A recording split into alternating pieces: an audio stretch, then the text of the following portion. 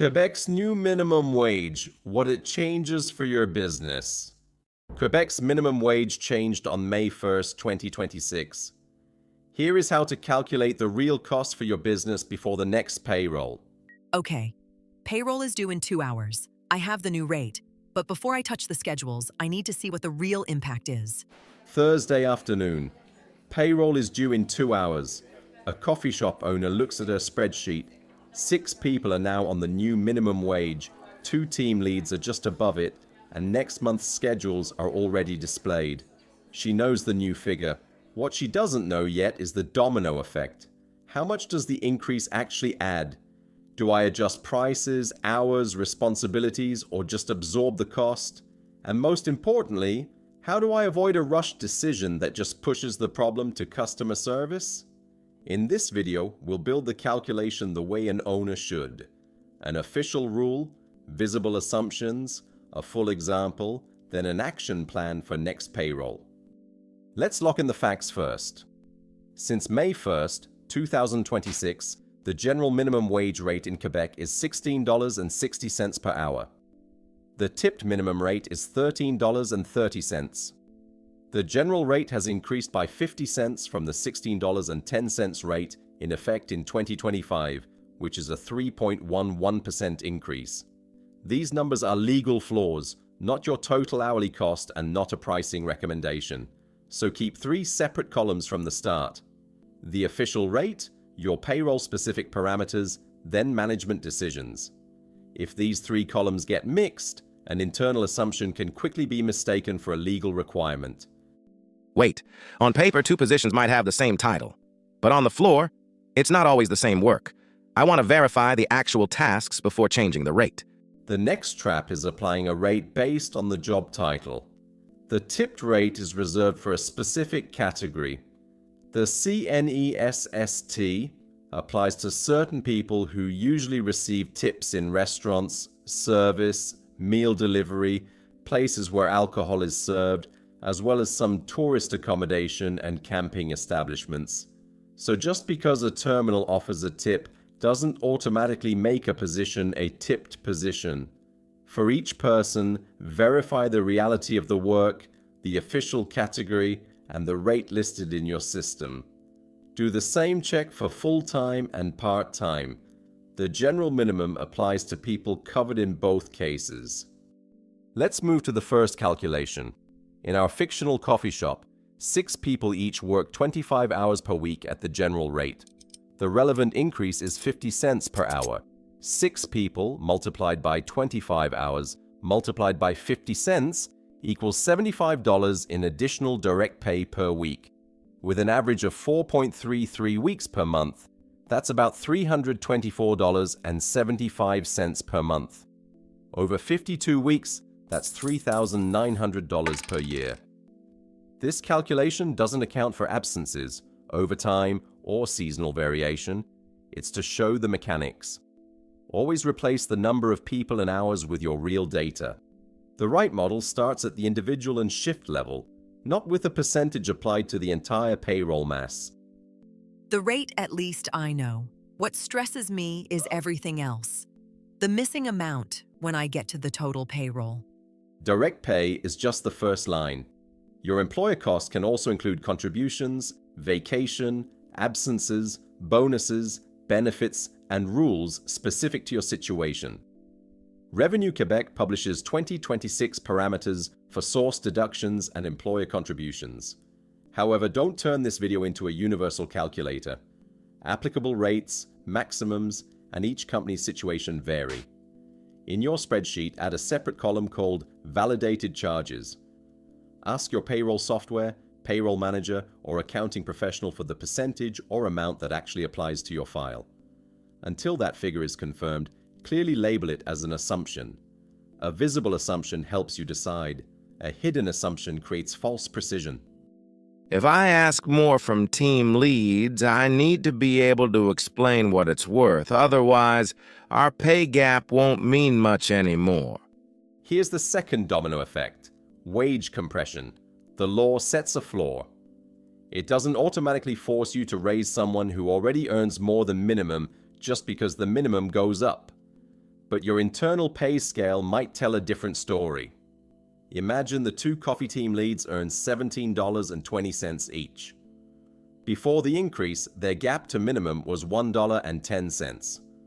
After the increase, that gap shrinks to just 60 cents. This change can affect your ability to recognize added responsibilities, even if it doesn't automatically create an obligation to raise pay. So the right question isn't, should I give everyone the same raise? The right question is, what gap do we want to maintain between roles, and what would that decision cost? The third domino effect lies in scheduling. A rate increase multiplies what your schedule already contains. Before cutting or shifting shifts, check the actual hours needed for service, opening and closing tasks, training, replacements, and overtime. Overtime rules and their exceptions must be reviewed separately. The minimum wage doesn't replace that analysis. The same principle applies to piecework or commission pay. For covered workers, compensation must reach at least the equivalent of the hourly minimum for time worked. In other words, changing the pay method doesn't eliminate the flaw. Your spreadsheet must therefore link four things: person, category, payable hours, and applicable rate. That's the foundation before any schedule optimization. I can move hours, yes. But if the line gets longer and the team suffers, I haven't solved anything. I've just moved the problem. Let's revisit the coffee shop with a full scenario. First line, the 6 people at minimum add $3,900 in direct annual salary. Second line, the owner decides as an internal choice to add 20 cents to the 2 team leads.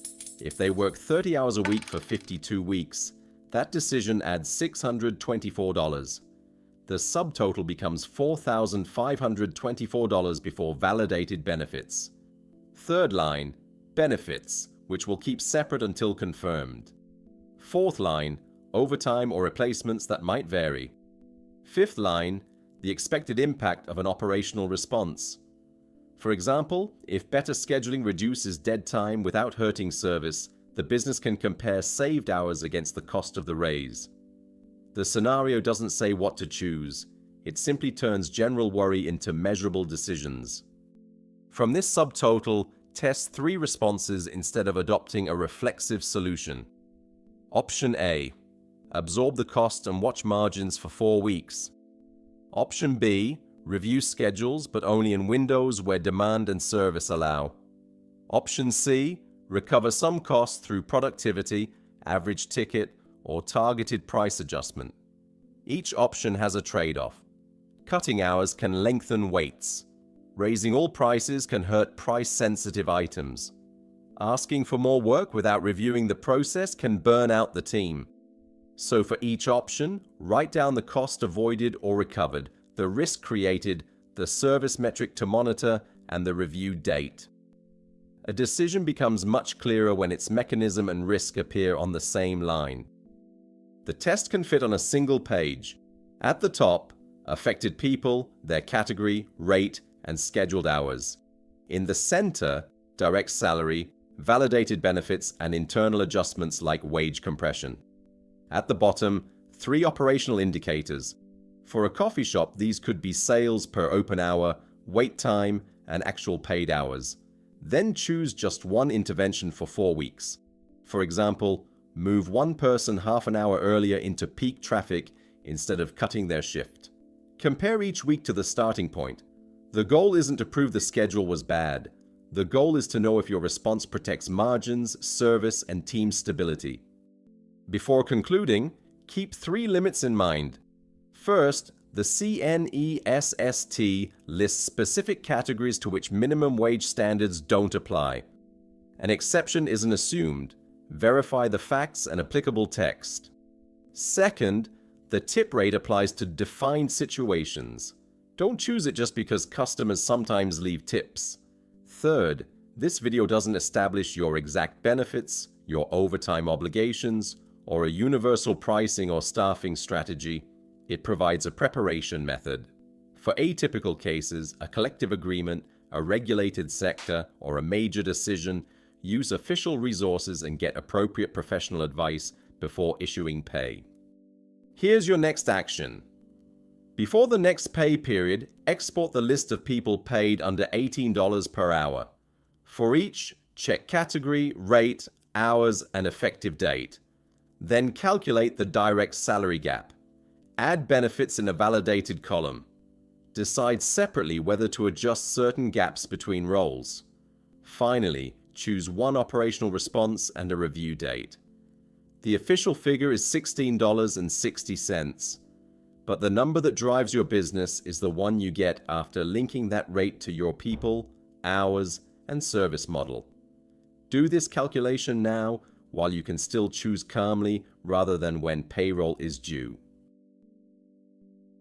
This was our episode on Quebec's 2026 minimum wage.